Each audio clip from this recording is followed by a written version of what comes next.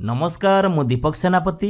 आज शुणा गोटे प्राचीन कहानी पद्मफूल हीरा गछ सपन कथा नुहे मिछ। परिवेषण परशुराम बेहेरा।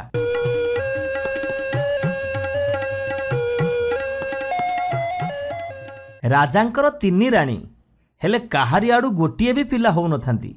आखि बुझीदेले कूଳରେ किए टोपिए पानी देबाकू नथिबो। गादीरे आउ बसिबो किए? भंगा ददरा हेई उआस ओजाड़ी हेई पड़िबो। निआसिया डिहरे बिलुआ डेइबे, केही संज बलिताटिए देबेनी। एमिति केते आगत भविष्यत कथा भाबी राजांक मन घांटी गोळेई होउथाए। पाटी की भात गुंडा भी जाउ नथाए। पाटी की भात गुंडाए जाउ नथाए कि आखिरे पलक पड़ु नथाए। दिने निशा गरजुची, मुह को मुह दिसुनी। काहाको किछि न कहि न पोछि राजा उआस भितरु बाहरी गले। राति पाही पाही आसुथाए। राजा जाई अगना अगनी बनस्थ भितरे पहुँचिले। किछि स्वर शब्द नाही। देखिले गोटे बरगछ मूलरे जणे ऋषि तपस्या करुचंती। राजा साष्टांग प्रणाम करी पड़ीगले। 3 दिन 3 राति अगाधुआ अखिया अपिया से ऋषि पाद तले पड़ी थांती। शेष राति पाहंता को छाई निद लगी आसुची। सपन हैला, अरे आगरे जो पद्म पोखरी देखुचु सेई पोखरी रे मुंड धोई गाधेई पड़। आउ तुठरे जो फल गछटा देखुचु सेथिरु 3टी फल तोली ने आउ तो राणी को दे। सेई फल खाइले तोर पुओ हब। राजा फल नहीं 3 राणी को गोटिए गोटिए देले। 2 राणी सांगे सांगे 2टी फल खाईदेले। सान राणी कहिले, ए फलटी एठी थाउ, मु गाधेई आसी ए फल खाइबी। अगणारे थोई देई गले। गाधेई आसी देखिला बेलकू गोटे घुसुड़ी कोठू आसी फलटाको कामुड़िकी नहीं पळेई जाउची। आलोए नूछणाटा कोठी थिला बोली कही राणी ताकू गोड़ेई गले। खंडिया फलटाको फोपाड़ी दे घुसुड़ी कुआडे पळेई गला। राणी से फलटाको आनी धोई धाई खाइले। 10 मास 10 दिन रे 3 राणीकर 3टी पिला हैला। 2टी पुओ डौल डाउल साक्षात सखी कंढेई। आउ जनक मुह को चाहिए आखि बुझी हो जाए। मुह तो नुह, गोटे घुसुड़ी थमणी। ये कि आश्चर्यर कथा। राजा 2 राणी को बेस भल पाइले। तांको पिला 2टी कोटी निधि कले। सान राणीर पुओ को देखी कहिले, ये कालिया भुआ घुसुड़ी मुहाटा कौड़ी थिला, एईटा आम योग्य नुह। एमिति कही सान राणी को उआसरू तड़ीदेले। से जाई घोड़ाशाल पाख घर बखरा करे रहिले। जहा पेज पानी मुंदाए पी असणा असकरा हेकी घुसुड़ी मुहा बढ़िला। राजगुरु आसी 2 पुओं को खड़ी छुएले, पाठ पढ़ेइले। 2टा जाक पट्टा बलद, खेलिबाकू आग। पाठ पढ़ा कथा कहिले जर आसे। गुरु पाठ पढ़ेई पढ़ेई थकत, हेले चाटंकर किछि बोइले किछि मने रहिनी। घुसुड़ी मुहा को देखिले 2 जण जाक नाक टेकंती। कथारे अछि, खुण जोठी गुण सेठी। घुसुड़ी मुहार पोथीपत्र नाही, खंडे दूर से बसी थाए। गुरु जहा कहंती ता मनरे लेखी हो जाए। जहा पचारंती चटापट कही दिए। एथिरे 2 भाईंकर भारी ईर्षा, रागरे दांत कड़मड़ करंती। तांकर इच्छा हुए पिटिकी मारी दबाकू। दिने राजा गोटे स्वप्न देखिले। गोटे पोखरी, दूध परी पानी, आउ ता मझिरे गोटे पद्म फूल फुटिची। फूल केसर गोटे हीरा गछ उठिची। हीरा गछरे चढ़ी हीरावती कन्या फूल तोलुची। एतिकी बेले चाउकिरी राजांकर निद भांगीगला। आखिरे किंतु सपनटा नाचुची। से पद्म पोखरी, से हीरावती कन्या, से हीरा गछ रूपरे 4 दिग आलुओ हो जाउची। कि आचंबित कथा। एमिति सपन तो केबे देखा हैनी। केते कवि पंडित ज्योतिषों को पचारिले, केही किछि सपनर अंत पाइलेनी। शेषरे दिने पुओ मानकू डाकी कहिले, अरे सपन को आमे मिछ बोली कहू, प्रकृत रे स्वप्न मिछ नुह। कौठी ना कौठी किछि घटना घटे, आउ मनीष मनरे तार छाईटा पड़े। मनीषर मन होउछि गोटे दर्पण भली। मु जो स्वप्न देखिछि से कथा अवश्य कौठी घटिछि। तम मुंडକୁ तो एबे हाथ पाइलानी। जाओ ए स्वप्न कथा तमे खोजी आण। बड़ कहिला, बापा ये गोटे छार कथा, आमे एबे जाउछु, निश्चय खोजी आनिबु। राजा 2 पुओंक पई 2टा रूपा नौका गढ़िले। घुसुड़ी मुहा कहिला, बापा मु भी जीवी। राजा टिके मुह मोड़ी दे कहिले, अच्छा जा, आमर जो नौकाटा नईरे बुड़ी जाइछि सेईटा को उठेकी जुआर जीवा कथा जीवु। कुआ कोइली डाकिले। सकाळ हैला। 2 भाई नारे जिनिस पत्र जोगाड़ करी रखिले। आगे आगे आहुला मारी नईरे भासी गले। मनरे भारी खुशी। हेले घुसुरी मुहा मनरे दुख जे सतरे कौन से नईरू ना उठेइब आउ से सपन खोजिबाकू जीव। ଏଡ଼େ ମୁହଁ କରି ନଈ କୂଳରେ ବସିଥାଏ। ଶୂନ୍ୟରୁ ଶବ୍ଦ ହେଲା, ଆରେ ତୁ ଏଠି ବସିଲୁ କ'ଣ? ଯା। ଘୁଷୁଡ଼ି ମୁହାଁ ଯୋଉଠି ନାଆ ବୁଡ଼ିଥିଲା ସେଇଠି ଯାଇ ପହଞ୍ଚିଲା। ଦେଖୁ ଦେଖୁ ନାଆଟା ମନକୁ ମନ ଭାସି ଉଠିଲା। ଆରେ ବାଃ! ଘୁଷୁଡ଼ି ମୁହାଁ ସବୁ ସଜଲି କରି ନୌକାରେ ବସିଲା ବେଳକୁ ସୂର୍ଯ୍ୟ ଆସି ମୁଣ୍ଡ ଉପରେ ତରବର ହେଇ ନାଆ ଚଳେଇଲା। ଦି ଭାଇଙ୍କ ସାଙ୍ଗରେ ମିଶିଗଲା। ପେଟ କପଟ ମୁହଁରେ ହସ। ଦି ଭାଇ କହିଲେ, ଆରେ ତତେ ଚାହିଁ ଚାହିଁ ତ ଆମେ ଦି ଭାଇ ଧୀରେ ଧୀରେ ନାଆ ଚଳଉଛୁ। ଭଲ କଲୁ ତୁ ଆସିଲୁ। ତିନି ଭାଇ ନାଆ ଚଳେଇଲେ। ଦି ପାଖରେ ବଣ ପାହାଡ଼, କୋଉଠି ଅପନ୍ତରା ପଡ଼ିଆ, ବେଣାପାଟ ଗହୀର। ଯାଇ ପହଞ୍ଚିଲେ ଗୋଟେ ତିନି ମୁହାଣୀ ପାଖରେ। ନଈରେ ତିନୋଟି ଧାର ତିନି ଦିଗକୁ ଯାଇଛି। ଗୋଟିକରେ ଚନ୍ଦନ ପାଣି, ଗୋଟିକରେ ଦୁଧ, ଆଉ ଗୋଟିକରେ ପୂଜ ରକ୍ତ। ଗନ୍ଧିଆ ନଳା ପାଣି। ଗନ୍ଧରେ ନାକ ଫାଟି ପଡ଼ୁଛି। ଘୁଷୁଡ଼ି ମୁହାଁ ପଚାରିଲା, ଭାଇ ତମେ କୋଉ ପଟରେ ଯିବ? ଜଣେ କହିଲା, ମୁଁ ଯିବି ଚନ୍ଦନ ପାଣିରେ। ଆଉ ଜଣେ କହିଲା, ମୁଁ ଯିବି ଦୁଧରେ। ଘୁଷୁଡ଼ି ମୁହାଁ କହିଲା, ହଉ ମୋ ଭାଗ୍ୟରେ ଯାହା ଥିବ। ମୁଁ ଯିବି ଏଇ ପୂଜ ରକ୍ତ ପଚା ପାଣିରେ। କଥା ହେଲା, ଯିଏ ଆଗ ଫେରିବ ସିଏ ଏଇ ତିନି ମୁହାଣୀରେ ରହିବ। ସମସ୍ତେ ସାଙ୍ଗ ହୋଇ ଏକାବେଳକେ ରାଜ୍ୟକୁ ଫେରିବେ। ଘୁଷୁଡ଼ି ମୁହାଁ କିଛି ବାଟ ଗଲା ପରେ ଦି ପାଖରେ ବଡ଼ ବଡ଼ ପାହାଡ଼ ପଡ଼ିଲା। ଆକାଶକୁ ଲାଗିଛି। ସେଥିରେ କେତେ ପ୍ରକାର ଗଛପତ୍ରରେ କେତେ ଜାତିର ଫୁଲ ସବୁ ଫୁଟିଛି। କୋଇଲି କୁମ୍ଭାଟୁଆ ବୋବଉଛନ୍ତି। ଡାଳେ ଡାଳେ ଗୁଣ୍ଡୁଚି ମୂଷା ବୁଲୁଛନ୍ତି। ନାଆକୁ ଗୋଟେ ବରଗଛ ଶିଅରେ ବାନ୍ଧି ଘୁଷୁଡ଼ି ମୁହାଁ ବଣ ଭିତରେ ପଶିଲା। ଦେଖିଲା ଗୋଟେ ଜାଗା ବଡ଼ ସଫାସୁତୁରା ହେଇଛି। ସେଇଠି ଗୋଟେ ପତର କୁଡ଼ିଆ ଅଛି। ବଉଳ ମାଳତୀ ଛନ୍ଦାଛନ୍ଦି ହେଇଛନ୍ତି। ତା ତଳେ ଜଣେ ଋଷି ବାଘ ଛାଲ ଉପରେ ବସିଛନ୍ତି। ଆଖି ବୁଜିକି ମାଳା ଜପୁଛନ୍ତି। ଘୁଷୁଡ଼ି ମୁହାଁ ଯାଇ ତାଙ୍କ ଗୋଡ଼ ତଳେ ପଡ଼ିଗଲା। ଋଷିଙ୍କର ଯୋଗ ଭାଙ୍ଗିଲାନି। ସେ ଉଠି ନଈରୁ ପାଣି ଆଣି ରଖିଲା। ହୋମ କାଠ ଚିରିଲା। ଆଶ୍ରମର ମୟୂର ହରିଣଙ୍କୁ ଖାଇବାକୁ ଦେଲା। ସବୁଦିନ ଫୁଲ ତୋଳିକି ଆଣେ। ଆଉ ଋଷିଙ୍କର କେତେ କେତେ ସେବା ଯତ୍ନ କରେ। ଦିନେ ଋଷି ସନ୍ତୁଷ୍ଟ ହେଇ କହିଲେ, ବାପା ତୁ ଏ ଖଣ୍ଡାଟି ନେ, ଆଉ ତୁ ଯୁଆଡ଼େ ଯିବା କଥା ଯା, ତୋ କାମନା ସିଦ୍ଧ ହବ। ଘୁଷୁଡ଼ି ମୁହାଁ ଖଣ୍ଡାଟି ନେଇ ପୁଣି ନୌକା ବାହି ଚାଲିଲା। ସନ୍ଧ୍ୟା ହେଲା। ନୌକା ବାନ୍ଧି କୂଳରେ ବୁଲୁ ବୁଲୁ ଶୁଣିଲା, ସୁ ସୁ ଝଡ଼ ବତାସ ମାଡ଼ି ଆସୁଛି। ଦେଖୁ ଦେଖୁ ଚାରିଆଡ଼ ହାଲର ହେଇଗଲା। ସାପଟିଏ ପାଣି ପିଇବାକୁ ଆସୁଛି। ଏତେ ବଡ଼ ସାପ, ବିଷଜ୍ୱାଳାରେ ଗଛପତ୍ର ପୋଡ଼ି ଯାଉଛି। ଘୁଷୁଡ଼ି ମୁହାଁ ଆସ୍ତେ ଆସ୍ତେ ପଛଆଡ଼ୁ ଯାଇ ସେ ଖଣ୍ଡାରେ ଚୋଟେ ପକେଇଲା। ଏକା ଚୋଟକେ ସାପଟା ନାରାୟଣ ପାଇଗଲା। ଲାଙ୍ଗୁଡ଼ଟା ଘଡ଼ିଏ ଛଟପଟ ହେଇ ତାପରେ ସ୍ଥିର ହେଇଗଲା। ଘୁଷୁଡ଼ି ମୁହାଁ ତା ମୁଣ୍ଡରୁ ମଣିଟି କାଢ଼ି ଯତ୍ନରେ କାନିରେ ବାନ୍ଧିଲା। ସେ ମଣିର ଏପରି ମହିମା ଯେ ତାକୁ ଧରିବା କ୍ଷଣି ନଈ ପାଣି ଶୁଖିଗଲା। ସେ ଚାଲି ଚାଲି ଯାଇ ଗୋଟେ ଉଆସରେ ପହଞ୍ଚିଲା। ଶଙ୍ଖମଲମଲ ପଥର ଉଆସ। କେତେ ହୀରା ଲୀଳା ମୋତି ମାଣିକ ସବୁ ଖଞ୍ଜା ହେଇଥାଏ। ସକାଳ ଖରାରେ ଜକଜକ ଦିଶୁଥାଏ। ପୁରୁଣା ବାମ୍ଫି। ତଳକୁ ତଳ ପାହାଚ ସବୁ ଲମ୍ବିଛି। ବେଣ୍ଟ ପୋଖରୀ, 7 ତାଳ ପାଣି। ଏତେ ନିର୍ମଳ କାଚ କେନ୍ଦୁ ପାଣି ଯେ ତଳ ଦିଶୁଛି। କେଡ଼େ ସୁନ୍ଦର ବଗିଚା। ଫୁଲରେ ଡାଳ ଭାଙ୍ଗି ପଡ଼ୁଛି। ଚାରିଆଡ଼େ ଆଖି ପକେଇ ଘୁଷୁଡ଼ି ମୁହାଁ ଉଆସ ଦୁଆରେ ପାଦ ପକେଇଲା। ଉଆସ ଦୁଆରେ ଟିପ ମାଇଲା। ଦେଖୁ ଦେଖୁ ଦରଜାଟା ଫିଟିଗଲା। ଆଉ ଗୋଟେ ଘରେ ପଶିଲା। ଦେଖିଲା 7 ଖଣ୍ଡ ଦାନ୍ତକାଠି। ସେଥିରୁ ଖଣ୍ଡକରେ ଦାନ୍ତ ଘଷି ଖଣ୍ଡକୁ 2 ଖଣ୍ଡ କରି ରଖିଲା। 7 ଗିନା ତେଲରୁ ଗିନାଏ ତେଲ ଲଗେଇ ସବୁ ଗିନାରୁ ଟିକେ ଟିକେ ଆଣି ସେଇ ଗିନାରେ ସମାନ କରିଦେଇ ରଖିଲା। ଗାଧେଇ ପାଧେଇ 7 ଥାଳି ଜଳଖିଆରୁ ଗୋଟିଏ ଥାଳି ଖାଇ ଅନ୍ୟ 6 ଥାଳରୁ କିଛି କିଛି ଆଣି ସମାନ କରି ରଖିଲା। ତାପରେ ଅନ୍ୟ ଗୋଟେ ଘରକୁ ଯାଇ 7 ଖଣ୍ଡ ଶାଢ଼ୀରୁ ଖଣ୍ଡିଏ ଶାଢ଼ୀ ପିନ୍ଧି ଶାଢ଼ୀ ଜାଗାରେ ପାଲଟା ଲୁଗା ଖଣ୍ଡେ ରଖିଦେଲା। ଅନ୍ୟ ଘରକୁ ଯାଇ 7ଟି ଖଟରୁ ଗୋଟିଏ ଖଟରେ ନିଘୋଡ଼ ନିଦରେ ଶୋଇପଡ଼ିଲା। ଏତିକି ବେଳେ ଅପ୍ସରାମାନେ ଆସି ପହଞ୍ଚିଲେ। ଦେଖିଲେ ତେଲ ଛିଟା ପଡ଼ିଛି। ଦାନ୍ତକାଠି ଖଣ୍ଡକ 2 ଖଣ୍ଡ ହେଇଛି। ଜଳଖିଆ ଥାଳି ବି ଖଣ୍ଡିଆ ହେଇଛି। ଆଉ ଖଣ୍ଡିଏ ଶାଢ଼ୀ ବି ନାହିଁ। ଆଉ ସେଠି ରହିଛି ଗୋଟିଏ ପୁରୁଷ ପିନ୍ଧା ଲୁଗା। ଇଏ କଥା କ'ଣ? ଏଠି କିଏ ଆସିଛି? ଆଉ କେମିତି ବା ଆଇଛି? ନିଶ୍ଚୟ ସେ ସାପକୁ ମାରିଦେଇଛି। ସାନ ଅପ୍ସରା ଦେଖି ଚମକି ପଡ଼ିଲା। ମଣିଷ ଏଠି କେମିତି ଆସିଲା? ଦୈବର କୂଟ ଇଏ। ଘୁଷୁଡ଼ି ମୁହାଁକୁ ଉଠେଇ ତାଠାରୁ ସବୁ କଥା ବୁଝିଲେ। ଆଉ କହିଲେ, ଯୋଉ ସାପକୁ ତମେ ମାରିଲ ତା ଦେହରୁ ଡେଣା ବାହାରେ। ଯେତିକି ବଡ଼ ଦେଖିଲ, ଫୁଲିଲେ ସେ 100 ଗୁଣ ବଡ଼ ହେଇଯାଏ। ଆମେ ତାରି ପିଠିରେ ବସି ସ୍ୱର୍ଗକୁ ଉଡ଼ିଯାଉ। ଏବେ ଆମେ କେମିତି ଯିବୁ? ସ୍ୱର୍ଗ ଦୁଆରେ ଯେ କିଳିଣି ପଡ଼ିଯିବନି।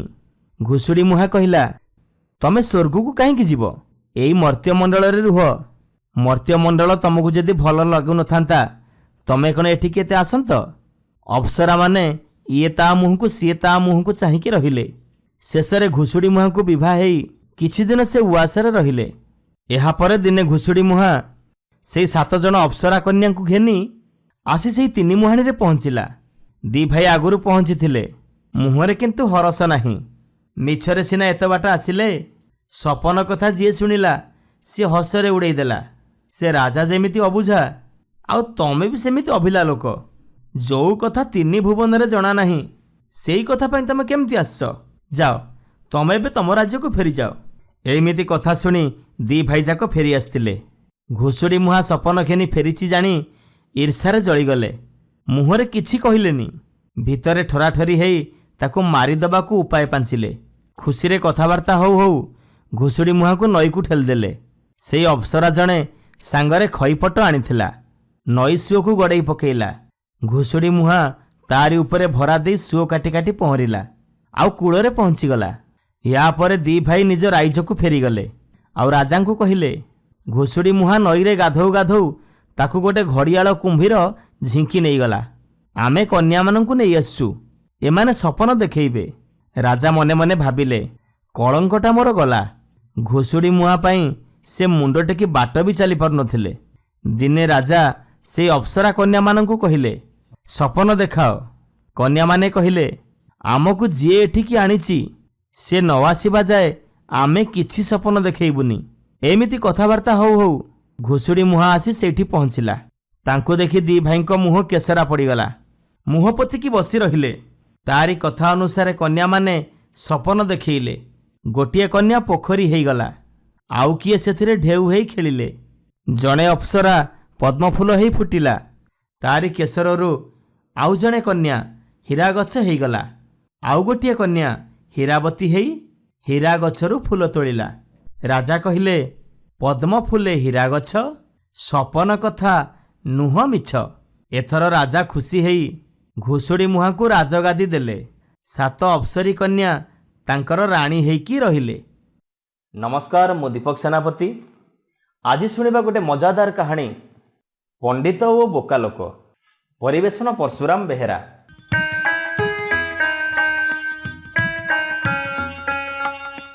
ବହୁଦିନ ତଳର କଥା। ଗୋଟେ ଗାଁରେ ଜଣେ ପଣ୍ଡିତ ରହୁଥିଲେ। ସେ ଥିଲେ ଖୁବ୍ ବୁଦ୍ଧିମାନ। ସେ ତାଙ୍କ ନିଜ ଘରେ ଏକ ବିଦ୍ୟାଳୟ ସ୍ଥାପନ କରିଥିଲେ। ସେଇ ଗାଁର ପିଲାମାନେ ଆସି ସେଇ ବିଦ୍ୟାଳୟରେ ପଣ୍ଡିତଙ୍କ ଠାରୁ ବିଦ୍ୟା ଅଧ୍ୟୟନ କରୁଥିଲେ। ଦିନେ ପଣ୍ଡିତେ ପିଲାମାନଙ୍କୁ ପାଠ ପଢ଼ାଉଥାନ୍ତି ଓ ସେ ପଢ଼େଇଥିବା ବିଷୟ ଉପରେ ପ୍ରଶ୍ନ ଉତ୍ତର କରାଉଥାନ୍ତି। କେତେକ ଅମାନିଆ ପିଲା ତାଙ୍କ ପ୍ରଶ୍ନର ସଠିକ ଉତ୍ତର ଦେଇପାରିଲେ ନାହିଁ, ଯାହାଫଳରେ ପଣ୍ଡିତେ ଖୁବ୍ ରାଗିଗଲେ। ଆଉ ବଡ଼ ପାଟି କରି କହିଲେ, ଆରେ ଏଇ ଗଧମାନେ, ତମେମାନେ ଜମା ମନ ଦେଇ ପାଠ ପଢ଼ୁନ। ସେମିତି କଲେ ଚଳିବନି। ତମମାନଙ୍କୁ ମୁଁ କଠିନ ପରିଶ୍ରମ କରେଇ ନିଶ୍ଚୟ ମଣିଷ କରିଦେବି। ଆରେ ମୁଁ ତମ ପରି କେତେ ଗଧଙ୍କୁ ମଣିଷ କରିଛି, ଆଉ ତମକୁ କରିପାରିବିନି? ଏ କଥାଟା ତମେ ମନେ ରଖ। ଠିକ୍ ଏତିକି ବେଳେ ଗୋଟେ ବୋକା ଲୋକଟି ପଣ୍ଡିତଙ୍କ ବିଦ୍ୟାଳୟ ପାଖ ଦେଇ ଚାଲି ଯାଉଥିଲା। ପଣ୍ଡିତଙ୍କ କଥା ସବୁ ତା କାନରେ ପଡ଼ିଲା। ସେ କଥା ସବୁ ଶୁଣି ସେ ମନେ ମନେ ଭାରି ଖୁସି ହେଇଗଲା। ଭାବିଲା କି ଆଶ୍ଚର୍ଯ୍ୟ, ପଣ୍ଡିତେ ଗଧମାନଙ୍କୁ ବି ମଣିଷ କରିଦେଉଛନ୍ତି। ଏମିତି ଭାବୁ ଭାବୁ ସେ ଆଉ ଆଗକୁ ନ ଯାଇ ତୁରନ୍ତ ଘରକୁ ଫେରି ଆସିଲା। ବୋକା ବୋଲି ଲୋକମାନେ ତାକୁ ବୁଧୁ ବୋଲି ଡାକୁଥିଲେ। ବୁଧୁ ଆଉ ତାର ସ୍ତ୍ରୀ ପାଖ ଗାଁରେ ରହୁଥିଲେ। ସେମାନଙ୍କର ଆଦୌ ପିଲାଛୁଆ ନଥିଲେ। ଏଥିପାଇଁ ତାଙ୍କ ମନ ଭାରି ଦୁଃଖ ଥିଲା। ମାତ୍ର ସେମାନଙ୍କର କେତେ ଗୁଡ଼ିଏ ଗଧ ଥିଲା। ମନୋହର ନାମକ ଗଧଟି ଥିଲା ସବୁ ଗଧମାନଙ୍କ ଠାରୁ ହୃଷ୍ଟପୃଷ୍ଟ ଆଉ ଭାରି କାମିକା। ଏଣୁ ବୁଧୁ ଆଉ ତାର ସ୍ତ୍ରୀ ସେଇ ଗଧଟିକୁ ଭାରି ଆଦର ଯତ୍ନ କରନ୍ତି। ବୁଧୁ ଘରେ ପହଞ୍ଚି ତା ସ୍ତ୍ରୀକି ଡାକି କହିଲା, ଆଜି ମୁଁ ତତେ ଗୋଟେ ଚମତ୍କାର କଥା କହିବି। ଆମ ପାଖ ଗାଁର ପଣ୍ଡିତେ ଗଧମାନଙ୍କୁ ବି ମଣିଷ କରିଦେଉଛନ୍ତି। ଏ ଜାଣିଲୁ, ଆମର ତ ପିଲାଛୁଆ ନାହାନ୍ତି, ଆମର କେବଳ ଗଧ ଅଛନ୍ତି। ଏଣୁ ମୁଁ ଭାବିଛି ଆମର ସବୁଠାରୁ ଭଲ ଗଧ ମନୋହରକୁ ନେଇ ପଣ୍ଡିତଙ୍କ ପାଖକୁ ଯିବି, ଆଉ ସେ ତାକୁ ମଣିଷ କରିଦେବେ। ମନୋହର ଗୋଟେ ଭଲ ପିଲା ହବ। ଅତି କମରେ କିଛି ନହେଲା ନାହିଁ ଆମର ତ ଗୋଟେ ପୁଅ ମିଳିଯିବ। ଏ କଥା ଶୁଣି ବୁଧୁର ସ୍ତ୍ରୀ ବି ଭାରି ଖୁସି ହେଇଗଲା। ଆଉ ସେ ବୁଧୁକୁ କହିଲା, ହଁ ହଁ ତମେ ସେଇଆ କର, ଯାହା ହେଲେ ବି ଆମର ଗୋଟେ ପିଲା ଦରକାର। ପରଦିନ ବୁଧୁ ପଣ୍ଡିତଙ୍କ ପାଖରେ ପହଞ୍ଚିଲା। ସେ ପଣ୍ଡିତଙ୍କୁ ପ୍ରଣାମ କରି କହିଲା, ପଣ୍ଡିତ ମହାଶୟ, ମୋର ଆଦୌ ପିଲାଛୁଆ ନାହାନ୍ତି, କିନ୍ତୁ ମୋର କେତେ ଗୁଡ଼ିଏ ଗଧ ଅଛନ୍ତି। ପଣ୍ଡିତେ, ସେଥିରୁ ଯଦି ଆପଣ ଗୋଟିଏକୁ ମଣିଷ କରିଦିଅନ୍ତେ ଭାରି ଭଲ ହୁଅନ୍ତା, କମ୍ ସେ କମ୍ ମୋ ଦୁଃଖ ଯାଆନ୍ତା। ଏ କଥା ଶୁଣି ପଣ୍ଡିତ ଆଶ୍ଚର୍ଯ୍ୟ ହୋଇ କହିଲେ, ମୁଁ କେମିତି ଗଧଟାକୁ ମଣିଷ କରିବି? ଏଇଟା କ'ଣ ସମ୍ଭବ? ବୁଧୁ କହିଲା, ହଁ, କାଲି ତ ମୁଁ ନିଜ କାନରେ ଶୁଣିଛି। ଆପଣ ପାଠ ପଢ଼ାଇଲା ବେଳେ ପିଲାମାନଙ୍କୁ କହୁଥିଲେ ମୁଁ କେତେ ଗଧକୁ ମଣିଷ କରିଛି ବୋଲି। ମୋତେ ଟିକେ ଦୟା କରନ୍ତୁ ପଣ୍ଡିତେ, ଆପଣ ଖାଲି ମୋ ପାଇଁ ଏତିକି କରନ୍ତୁ। ପଣ୍ଡିତେ ଏ କଥା ଶୁଣି ବୁଧୁକୁ ଯେତେ ପ୍ରକାର ବୁଝେଇବାକୁ ଚେଷ୍ଟା କଲେ ବି ବୁଧୁ କିଛି ବୁଝିଲାନି। ସେ କେବଳ ଗୋଟିଏ କଥା କହୁଥାଏ, ଆପଣ ଏଇ କାମ ନିଶ୍ଚିତ କରିପାରିବେ ପଣ୍ଡିତେ, ମୋତେ କାହିଁକି ମନା କରୁଛନ୍ତି? ପଣ୍ଡିତେ ବୁଝିଗଲେ ଯେ ଲୋକଟି ନିତ୍ୟାନ୍ତ ବୋକା, ଏଣୁ ଏହାକୁ ବୁଦ୍ଧି ଶିଖେଇବାକୁ ହବ। ଟିକିଏ ଭାବି ପଣ୍ଡିତେ କହିଲେ, ଆଚ୍ଛା ରହ ରହ, ଇଏ କାମଟା ବହୁତ କଷ୍ଟ। ଏଇଥିପାଇଁ ତମକୁ ମୋତେ 100 ଟଙ୍କା ଦେବାକୁ ପଡ଼ିବ। ଆଉ କିଛି ଦିନ ସମୟ ବି ଲାଗିବ। ଏ ଗଧକୁ ମଣିଷ କରିବା ପାଇଁ ପ୍ରାୟ 4 ମାସ ଲାଗିଯିବ। ବୁଧୁ ପଣ୍ଡିତଙ୍କ କଥା ଶୁଣି ଖୁସିରେ ଟଙ୍କା ଦେବାକୁ ରାଜି ହେଇଗଲା। ତା ପରଦିନ ବୁଧୁ ମନୋହର ଗଧ ଆଉ ଟଙ୍କା ନେଇ ପଣ୍ଡିତଙ୍କ ପାଖରେ ପହଞ୍ଚିଲା। ପଣ୍ଡିତେ ଗଧକୁ ଦେଖି କହିଲେ, ହଁ ହଁ, ଇଏ ତ ବହୁତ ସୁନ୍ଦର ଗଧ। ତମେ ଦେଖିବ, ମୁଁ ୟାକୁ ଗୋଟେ ଭଲ ମଣିଷ କରିଦେବି। ଏ କଥା ଶୁଣି ବୁଧୁ ଭାରି ଖୁସି ହେଇଗଲା। ସେ ପଣ୍ଡିତଙ୍କ ହାତକୁ ଟଙ୍କା ଆଉ ଗଧକୁ ଦେଇ ଘରକୁ ଫେରିଗଲା। ପଣ୍ଡିତେ ତାଙ୍କର ପିଲାମାନଙ୍କୁ କହିଲେ, ପିଲେ, ଏ ଗଧକୁ ନେଇ ପାଖ ଜଙ୍ଗଲରେ ଛାଡ଼ି ଦେଇ ଆସ। ପିଲାମାନେ ତାହା ହିଁ କଲେ। ଠିକ୍ 4 ମାସ ପରେ ବୁଧୁ ଆସି ପହଞ୍ଚିଲା ପଣ୍ଡିତଙ୍କ ପାଖରେ। ସେ ତାର ଗଧ ଆଉ ମଣିଷ କଥା ପଚାରିବାରୁ ପଣ୍ଡିତେ କହିଲେ, ଆରେ ବୁଧୁ, ତୋ ମନୋହର ଗୋଟେ ବଡ଼ ମଣିଷ ହେଇଯାଇଛି। ଏବେ ସେ ବନାରସରେ ବିଚାରପତି ହେଇଛି, ଜଜ ସାହେବ ହେଇଛି। ଏ କଥା ଶୁଣି ବୁଧୁ ଆହୁରି ଖୁସି ହେଇଗଲା। ଆଉ କହିଲା, ଧନ୍ୟବାଦ ପଣ୍ଡିତେ, ମୁଁ ବହୁତ ଭାଗ୍ୟବାନ। ମୋ ମନୋହର ଆଜି ହାକିମ ହେଇଛି। ହେଲେ ପଣ୍ଡିତେ, ମୋ ମନୋହର ମୋତେ ଚିହ୍ନି ପାରିବ ତ? ପଣ୍ଡିତେ କହିଲେ, ହଁ ହଁ, ସେ ତୋତେ ଅବଶ୍ୟ ଚିହ୍ନିବ। ତୁ ତା ପାଖକୁ ଗଲାବେଳେ ତୋ ସାଙ୍ଗରେ ତା ଖାଦ୍ୟ ଥଳିଟାକୁ ନେଇଯାଇଥିବୁ। ସେଇଟିକୁ ଦେଖିଲେ ସେ ତୋତେ ନିଶ୍ଚୟ ଚିହ୍ନି ପାରିବ। ପଣ୍ଡିତଙ୍କ ପାଖରୁ ସବୁ ଶୁଣି ବୁଧୁ ମହା ଆନନ୍ଦରେ ଘରକୁ ଫେରିଲା। ପରଦିନ ବଡ଼ି ଭୋରୁ ବନାରସ ଅଭିମୁଖେ ବାହାରି ପଡ଼ିଲା। ବହୁ ବାଟ ଚାଲି ଚାଲି ଶେଷରେ ସେ ବନାରସରେ ପହଞ୍ଚିଲା। ସେଇଠୁ ସେ ପଚାରି ପଚାରି କୋର୍ଟରେ ପହଞ୍ଚିଗଲା। ଦେଖିଲା ଗୋଟେ ଉଚ୍ଚ ଆସନରେ ତାର ମନୋହର ଗଧ ମଣିଷ ହେଇ ଜଜ୍ ହେଇ ବସିଛି। କେତେ ଲୋକ ଭର୍ତ୍ତି ହେଇଛନ୍ତି କୋର୍ଟ ଭିତରେ। ସେ ତୁରନ୍ତ ଯାଇ ଜଜଙ୍କ ଆଗରେ ଠିଆ ହେଇଗଲା। ବିଚାରପତି ଆଉ ତା ଆଡ଼କୁ ନ ଚାହିଁ ତାଙ୍କ କାର୍ଯ୍ୟ ସେ କରିଚାଲିଥାନ୍ତି। ଏ କଥା ଦେଖି ବୁଧୁ ଖୁବ୍ ରାଗିଗଲା। ଆଉ ତୁରନ୍ତ ସେ ଆଣିଥିବା ଗଧର ଖାଦ୍ୟ ଥଳିଟିକୁ ଧରି ତାଙ୍କ ଆଗରେ ହଲେଇବାକୁ ଲାଗିଲା। ଏ କଥା ଦେଖି ଜଜ୍ ପାଟି କରି ଉଠିଲେ, କିଏ ତମେ? କ'ଣ ଦରକାର? ଆରେ ମନୋହର, ତୁ ମୋତେ ଚିହ୍ନି ପାରୁନୁ? ଆଉ ମୁଁ ପରା ତୋ ମାଲିକ। ତା ଛଡ଼ା ତୋ ଖାଇବା ଥଳିଟାକୁ ତୁ କେମିତି ଭୁଲିଗଲୁ? ବୁଧୁର କଥା ଜଜ୍ କିଛି ବୁଝିପାରିଲେନି। ସେ ଜାଣିଲେ ଗୋଟେ ପାଗଳ କୋଉଠୁ ଏଠିକି ପଶି ଆସିଛି। ଏଣୁ ସେ ସିପାହୀମାନଙ୍କୁ ଆଦେଶ ଦେଲେ ତାକୁ ବାହାର କରିଦେବା ପାଇଁ। ସିପାହୀମାନେ ବୁଧୁକୁ ଘୋଷାରି ଘୋଷାରି ଆଣି ବାହାରେ ଛାଡ଼ିଦେଲେ। ବୁଧୁ ଏବେ ରାଗରେ କମ୍ପି କମ୍ପି ଆସି ପଣ୍ଡିତଙ୍କ ପାଖରେ ପହଞ୍ଚି କହିଲା, ବୁଝିଲ ପଣ୍ଡିତେ, ସେ ବଦମାସ ମୋତେ ଚିହ୍ନି ପାରିଲାନି, ତା ଖାଦ୍ୟ ଥଳିକି ବି ସେ ଚିହ୍ନି ପାରିଲାନି। ଏମିତିକା ପିଲା ମୋର ଦରକାର ନାହିଁ। ମୁଁ ତମ ଗୋଡ଼ ଧରୁଛି ପଣ୍ଡିତେ, ଆପଣ ତାକୁ ପୁଣି ଗଧ କରିଦିଅନ୍ତୁ। ଏବେ ଦେଖିବି ସେ କେମିତି ମୋତେ ଚିହ୍ନି ନ ପାରିବ। ଏଥର ପଣ୍ଡିତେ ଅଳ୍ପ ହସି କହିଲେ, ହଉ ହଉ, ଠିକ୍ ଅଛି। ଏ କାମ ତ ଆହୁରି କଷ୍ଟସାଧ୍ୟ। ଏଥିପାଇଁ ଆହୁରି 10 ଦିନ ଲାଗିବ। ହଉ ହଉ, ତୁ ଯା, ଠିକ୍ 10 ଦିନ ପରେ ଆସିବୁ। ୟା ଭିତରେ ପଣ୍ଡିତେ 10 ଦିନ ଭିତରେ ସେ ଗଧକୁ ଜଙ୍ଗଲ ଭିତରୁ ଖୋଜି ଆଣି ନିଜ ଘର ପାଖରେ ବାନ୍ଧିଦେଲେ। ଠିକ୍ 10 ଦିନ ପରେ ବୁଧୁ ପଣ୍ଡିତଙ୍କ ଘର ପାଖରେ ପହଞ୍ଚି ଦେଖିଲା ତା ଗଧଟି ସେଇଠି ବନ୍ଧା ହେଇଛି। ଏ କଥା ଦେଖି ବୁଧୁ ଗଧ ପାଖକୁ ଯାଇ ପାଟି କରି କହିଲା, କି ରେ ମନୋହର, ସେଇ କୋଟ ଭିତରେ ସିନା ତୁ ମୋତେ ଚିହ୍ନି ପାରିଲୁନି, ଏବେ ମୋତେ ଚିହ୍ନୁଛୁଟି? ବଦମାସ। ଏତିକି କହି ଗୋଟେ ବାଡ଼ି ନେଇ ତାକୁ ବାଡ଼େଇବାକୁ ଯିବାରୁ ପଣ୍ଡିତେ ତାକୁ ବାରଣ କରି କହିଲେ, ଆରେ ବୁଧୁ, ବିଚରା ଗଧଟାକୁ ବାଡ଼େଇ କିଛି ଲାଭ ନାହିଁ। ସେ ଗଧଟିଏ ମାତ୍ର, ସେ କେବେ ବି ମଣିଷ ହେଇପାରେ ନା। ମାନେ? ବୁଧୁ ଆଶ୍ଚର୍ଯ୍ୟ ହୋଇ ପଚାରିଲା। ପଣ୍ଡିତେ କହିଲେ, ଆରେ ବୋକା, ଗଧ କୋଉଠି ମଣିଷ ହେଲେଣି? ସେ ଜଜ ଫଜ କଥା ସବୁ ମିଛ। ତୋ ଗଧ ସେମିତି ଗଧ ହେଇ ରହିଛି। ତୋ ମନୋହରକୁ ନେଇ ତୁ ଏବେ ଘରକୁ ଯା। ତା ସହିତ ତୁ ଦେଇଥିବା 100 ଟଙ୍କା ବି ସାଙ୍ଗରେ ନେଇଯା। ଏଇ ମନୋହରକୁ ନେଇ ତୁ ପୁଅ ପରି ପାଳିବୁ, ଯାହାଫଳରେ ତୁ ଖୁସିରେ ରହିବୁ। ବୁଧୁ ଏବେ ତାର ମନୋହର ଗଧଟିକୁ ନେଇ ଘରକୁ ଫେରିଲା। ୟା ଭିତରେ ତା ମୁଣ୍ଡରେ କିଛି ବୁଦ୍ଧି ହେଇଯାଇଥିଲା। ନମସ୍କାର ଶ୍ରୋତା ବନ୍ଧୁ, ଯଦି ଆପଣମାନଙ୍କୁ ଆମ ଗପ ଭଲ ଲାଗୁଥାଏ, ଆପଣଙ୍କ ମନକୁ ଛୁଉଁଥାଏ, ତେବେ ଲାଇକ୍ କରନ୍ତୁ, ସବସ୍କ୍ରାଇବ୍ କରନ୍ତୁ। ସୁନ୍ଦର ସୁନ୍ଦର କାହାଣୀ ନେଇ ଆମେ ପୁଣି ଆପଣଙ୍କ ପାଖରେ ଆଗକୁ ଆସିବୁ। ଆପଣ ସବସ୍କ୍ରାଇବ୍ କରିବା ପରେ ବେଲ୍ ଆଇକନ୍କୁ ଦବାଇବା ପାଇଁ କେବେ ବି ଭୁଲିବେନି। ଜୟ ଜଗନ୍ନାଥ।